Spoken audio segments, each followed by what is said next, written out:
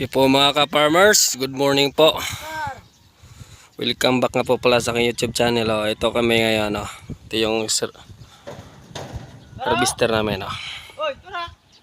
Ito, harvestin namin to. Pero ang lalim ng tubig mga ka-farmers, hindi ka pwede makaarangkada nito. Gamit lang namin ito, medium lang. Kasi yung palay, pag dinaanan mo, nahapi. Ito po. Kaya maraming tao po dito kasi ang raming tilapia. Dol! Ayaw mo! Tarong nga! Ano mo na? Dol, di ka man makita. Doon po mga ka-farmers. Mga 3 bisis na kaming nabilaho dyan kaya ginarab na.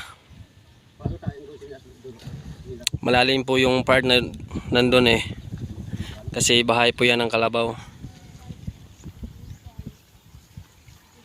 Ito.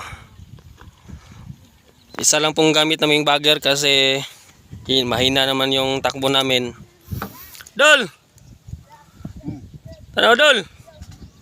Ito po nga po si Boy Tapang. Kasi pag nalasing, sobrang tapang. Ito kami yung kang Boss Berto. Mga 3 hektarya yata ito. Pero yung titirahin namin, mga 1 hektarya.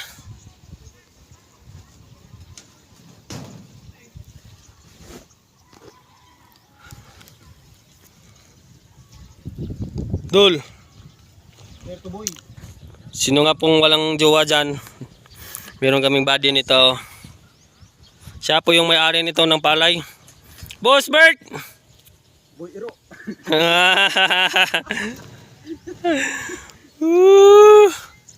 Boy Birto. Iro. Maraming taong nakabang doon kasi manghuli daw sila ng tilapia.